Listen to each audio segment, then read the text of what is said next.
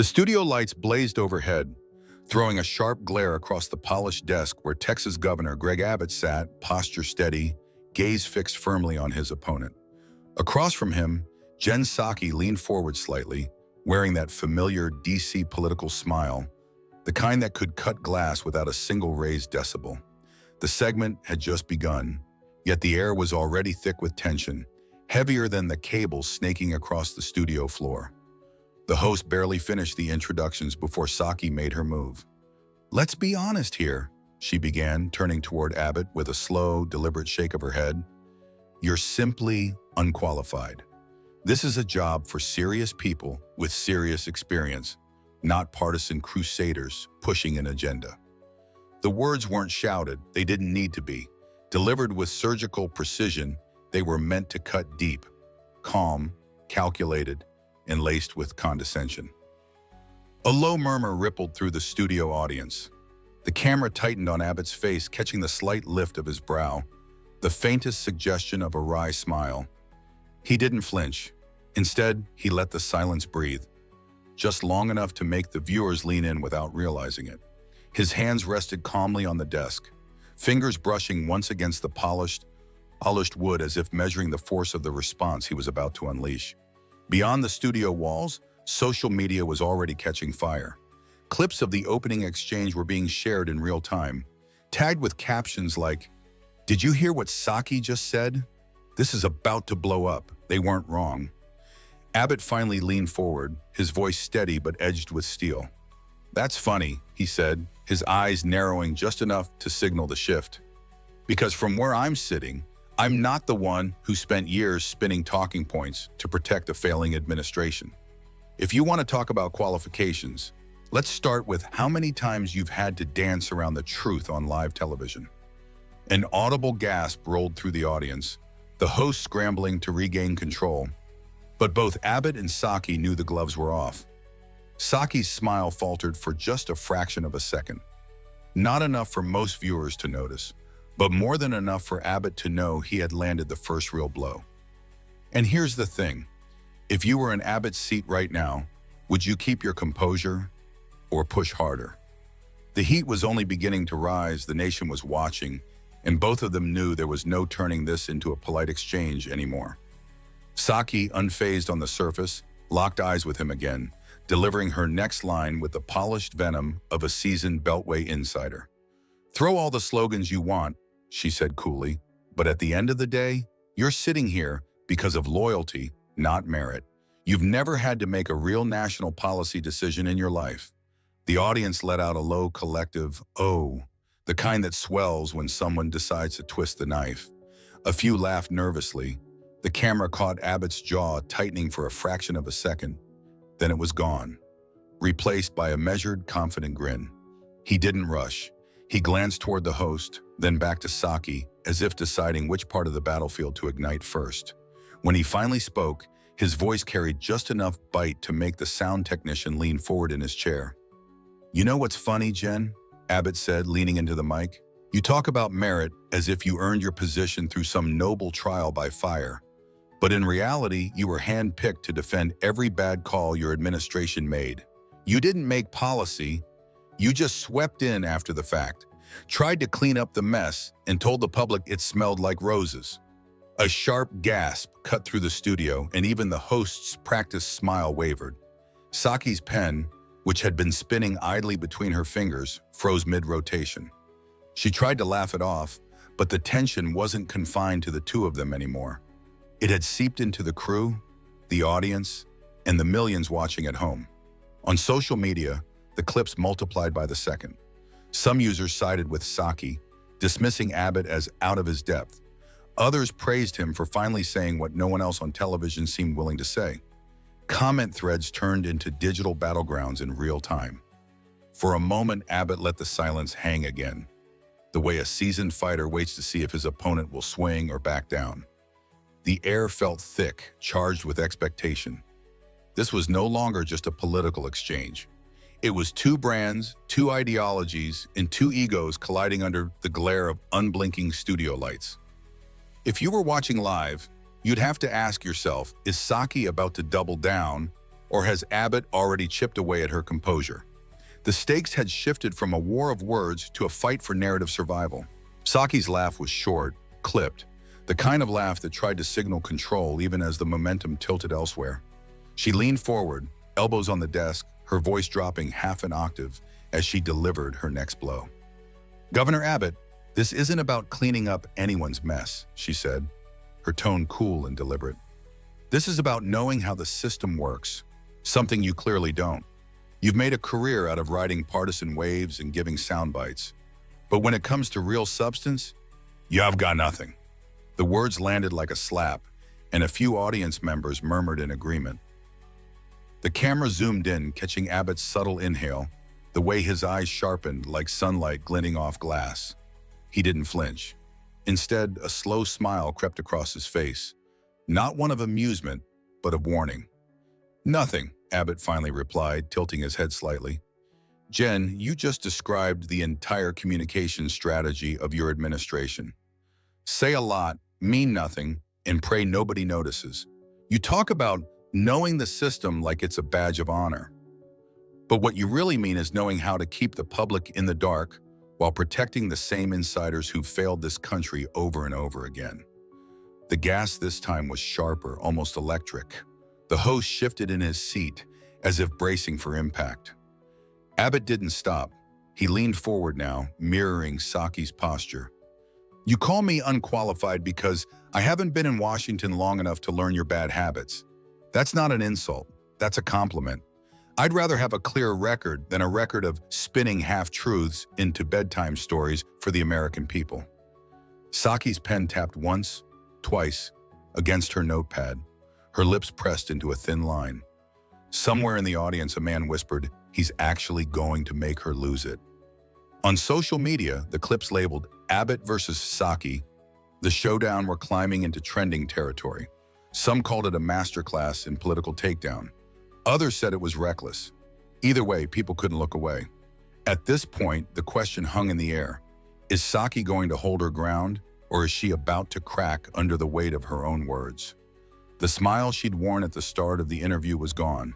Her jaw tightened. When she spoke again, there was a sharp edge in her voice. "You know what, Governor Abbot," Psaki said, her tone rising just enough to slice through the murmurs in the room. "It's easy to sit there and take cheap shots when you've never had the responsibility of actually running the country. You've never had to make the hard calls. You've never stood at that podium with the world watching, trying to keep the nation from falling apart." The room went still, but the steadiness in her voice from earlier was gone, replaced by the faintest tremor, like a hairline cracking glass. Abbot heard it. Psaki leaned forward again, her pen forgotten, both hands gripping the edge of the desk. "You call me a spin doctor," she continued, "but at least I'm not selling outrage for a living. At least I've done the work. What have you done besides push talking points for a man who couldn't even accept an election result?" A few scattered claps rose from the back row, the kind of applause that sounded more desperate than confident. The camera caught Abbott's eyes narrowing, not in anger but in calculation. He let the silence stretch a beat too long, letting Psaki's last line linger uncomfortably in the air. Then, with a calmness that made the moment even more tense, Abbot replied, "Jen, if your definition of doing the work is gaslighting the public on live television and pretending every scandal is just a misunderstanding, then you're right, I haven't done that kind of work, and thank God for it." The audience stirred, a mix of chuckles, sharp inhales, and whispered commentary. Psaki's fingers began drumming against the desk in a restless, irritated rhythm. Abbot tilted his head, his voice steady but edged with steel. "You stood at that podium, sure, but you didn't keep the country from falling apart. You just tried to convince us it wasn't falling apart. That's not leadership, Jen. That's theater." Gasps rippled through the room. The host glanced toward the control booth as if silently asking, "Do we cut to commercial or let this burn?" And that's when it became clear. Psaki wasn't just defending her career anymore. She was defending her pride. Abbot could see it, and he knew it. He leaned back in his chair, just enough to look entirely unbothered, but his eyes stayed locked on hers like a predator, choosing the perfect moment to strike. The audience felt the shift, the momentum tilting in Abbott's favor. "You know, Jen," he began slowly, "you keep bringing up what I haven't done. But maybe the better question is, what have you done that wasn't just damage control for someone else's mistakes?" Psaki's mouth opened slightly, ready to counter. "Oh yeah." But Abbot didn't give her the chance. "You talk about making hard calls. Let's be honest. Those calls were made for you. You weren't the decision maker. You were the spokesperson. You weren't steering the ship. You were painting over the hole so the passengers wouldn't panic. And you want to lecture me about leadership?" The audience reacted with a low wave of murmurs. Some gasped. Others smirked knowingly. Even the host leaned back, eyebrows raised, sensing this wasn't just an exchange. It was an unraveling. Abbot pressed on, his tone unwavering. "You want to talk about qualifications? Fine. I'm qualified because I don't lie to people for a paycheck. I'm qualified because I can stand here and say exactly what I believe without checking with a focus group first. Can you say the same, Jen? Or do you still need permission before you speak your mind?" That landed like a punch. Psaki's expression tightened, lips pressed together, irritation flashing in her eyes. The audience let out a collective, "Oh," the kind that signaled someone had just crossed a line in the best possible way for television. Abbott's voice softened, but his words cut even deeper. "You see, I'm not here to win approval from Washington insiders. I'm here because the American people are tired of being told everything is fine while their lives get harder," Abbot said, his voice steady but charged. "And you, Jen, were the face of that message. So maybe before you call anyone unqualified, you should take a hard look at the mess you helped sell." The crowd erupted. Claps, cheers, even a few sharp whistles.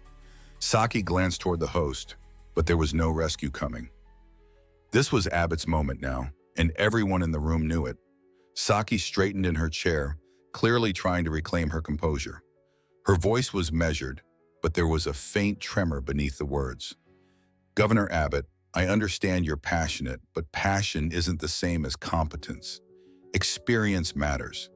You can't just walk into the toughest political arenas and think confidence alone will carry you." Abbot tilted his head slightly, a small, deliberate smile forming. Not friendly, but the kind that says, "I've been waiting for you to say that." "Funny you bring that up, Jen," he replied, his tone low and deliberate. "Because the last time I checked, your experience led to some of the biggest blunders in recent memory. And you didn't face those consequences. The American people did." The crowd stirred, sensing another hit was coming.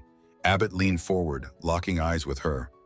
"You stood behind that podium, day after day, telling Americans to trust you while inflation spiked, while the southern border spiraled out of control, while foreign leaders laughed at us. And every time you assured the nation that everything was under control. That's not competence, Jen, that's performance."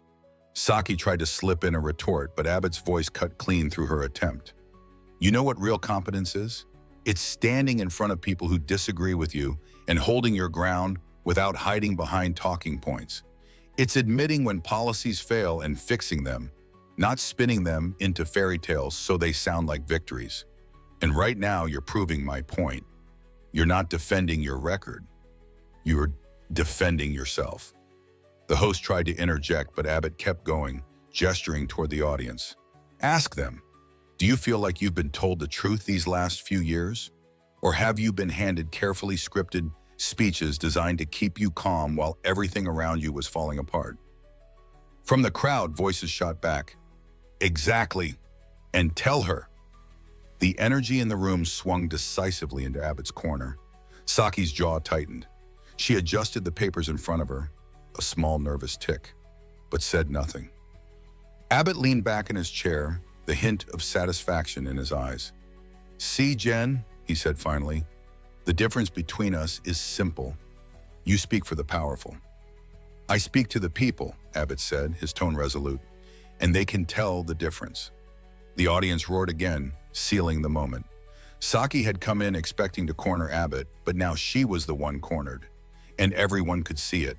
The tension in the studio was so thick you could almost hear it crackle in the air. Psaki shifted in her seat, glancing toward the host as if searching for an escape hatch. There wasn't one. The cameras were locked in, The audience leaned forward, hungry for whatever was coming next. "Governor Abbott," Psaki began, forcing a half smile. "It's easy to criticize when you've never been the one making the tough calls. Governing isn't about one-liners. It's about—" Abbott cut her off cleanly, like a scalpel through fabric. "No, Jen. Governing is about telling the truth when it's ugly, taking responsibility when it's your mess, and putting the people above your own political survival. And that's exactly where you and I will never see eye to eye." The audience erupted, clapping, shouting, even stomping. Psaki's jaw visibly clenched. "You want to talk about making tough calls?" Abbott pressed on, voice steady but sharp. "How about looking a struggling family in the eye and explaining why they're paying double for groceries while you stand there insisting the economy is strong, and are telling a border town their crisis isn't real because it doesn't fit your narrative? Those aren't tough calls, Jen. Those are easy lies." The words hung in the air like a perfectly landed punch. Psaki opened her mouth to respond, but Abbott didn't give her the oxygen. "And don't think I haven't noticed the way you try to smile your way out of this," he continued. "That's not leadership. That's damage control, and the American people are done being managed." He turned briefly toward the audience, his voice booming. "Aren't you?" The response was immediate, a wave of cheers and applause crashing through the studio. Psaki's shoulders dropped almost imperceptibly, the first visible sign she knew she'd lost the room. Sensing the endgame, Abbott delivered his closer for the round. "Jen, you can call me unqualified all you want, but every time you do, you remind people that I'm not part of the political club that's been failing them for years. And honestly, that's the best compliment you could give me." The crowd went wild. The host's eyes darted nervously between the two, knowing this segment would be replayed across every platform before the day was over. Psaki's lips pressed into a thin line, the universal sign of someone who knew they had no winning move left. The air in the studio was electric now, that dangerous mix of anticipation and shock. You could almost hear the hum of the camera zooming in, desperate to capture every micro-expression. Psaki shifted in her seat, clasping her hands tightly on the desk as if she were trying to physically hold her composure together. Abbott didn't wait. He leaned forward, his tone low but lethal, the kind of voice that forces everyone in the room to lean in. "You see, Jen, the problem with your version of politics is that it's all performance.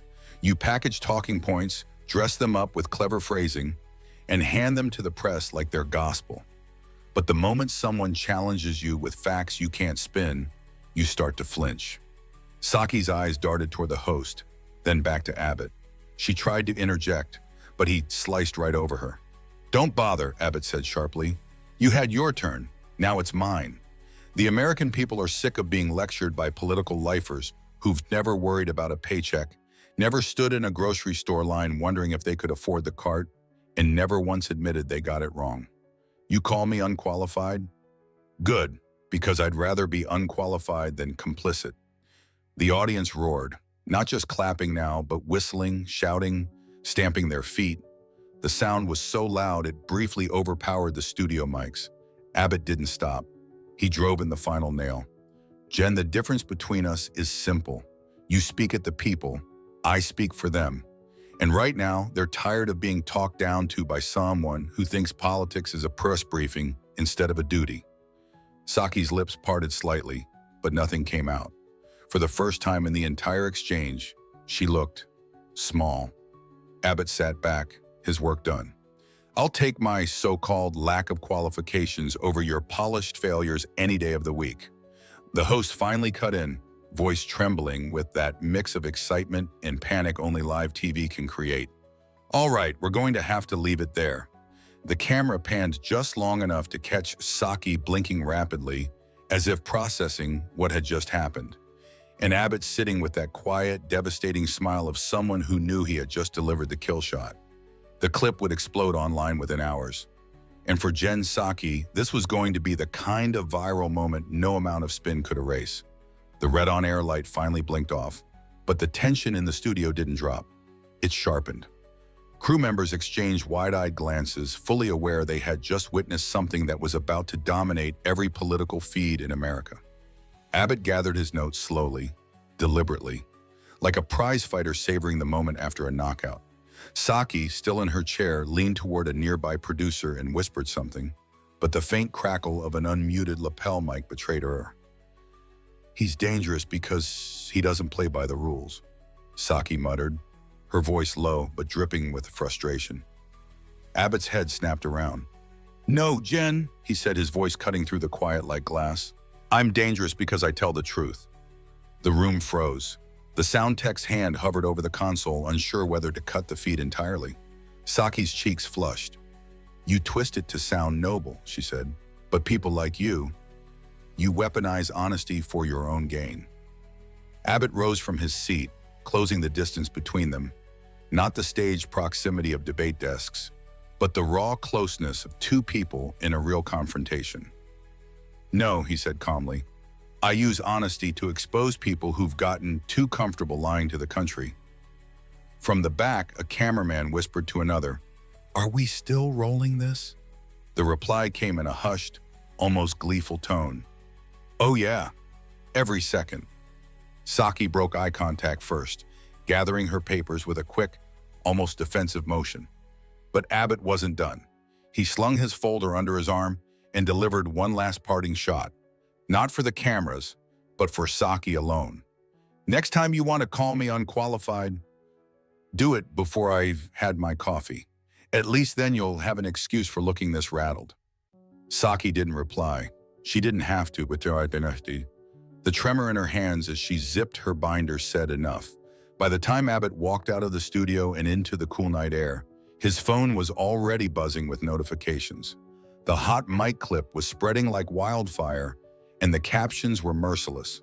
Psaki thought it was over. Then Abbot really started talking. Within hours, the video racked up millions of views, and this time there would be no official talking points from Washington to bury it. By sunrise, the clip was everywhere. The hot mic moment, Psaki's muttered frustration, Abbott's razor-sharp rebuttal, sliced, memed, subtitled, and re-uploaded in every format imaginable. On social media, the hashtag #HadDangerousTruth trended above the latest White House briefing. Cable news anchors who had been sipping their morning coffee were now interrupting scheduled segments to replay the exchange. One host, half smiling, told viewers, "If you missed last night's showdown, you might want to cancel your plans for the next 3 minutes." Abbot, however, wasn't basking in the viral glow from a couch at home.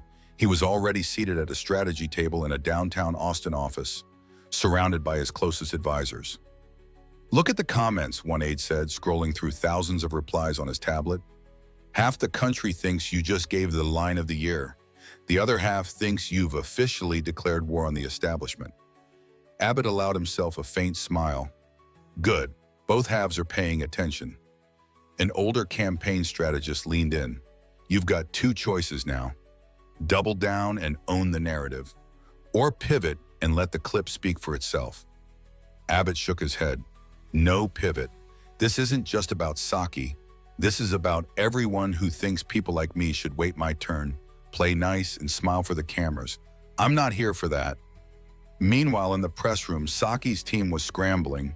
Leaked emails, already making their way into reporters' hands, revealed an urgent plan to reframe the viral moment as being taken out of context. But it was too late. The unedited footage was everywhere, and the rawness of it was exactly what people were latching onto. At 9:45 a.m., Abbot went live on his own social channels. No polished backdrop, no scripted intro, just him, speaking directly into the camera. "You have all seen the clip. You have heard what was said when the mics were supposed to be off. That's who they really are when they think no one's listening. And here's the thing.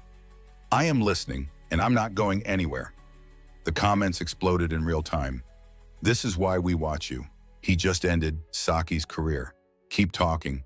We're with you." Within minutes, political analysts were calling it a defining moment, the kind that sticks in the public consciousness and shifts reputations overnight. By noon, even neutral networks were acknowledging the obvious. Psaki had underestimated her opponent, and Abbot had turned a quiet insult into a nationwide conversation about political authenticity. That night, as he reviewed the day's coverage, Abbot allowed himself one brief, satisfied grin. Not because he'd won a viral moment, those come and go, but because he'd reminded his critics, and perhaps even some allies, of a hard truth in politics. You can't script what happens when the mic stays on.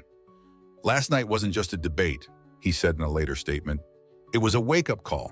For too long, the political class has believed they could dismiss voices like mine with a smirk, a label, or a whisper they thought no one would hear. They forgot that Americans are listening. They forgot that the truth travels faster than spin. I didn't come here to be polite wallpaper in someone else's narrative. I came here to speak for the people who are tired of being spoken over. And if that makes me unqualified in their eyes, then so be it, because I'm not here to earn their approval. I'm here to ask the questions they avoid, to expose the hypocrisy they protect, and to remind them that every microphone is live when the people are paying attention. So to anyone watching who's been told to sit down, wait their turn, or stay quiet, don't. They can't silence all of us. And if they try, we'll make sure the whole world hears it.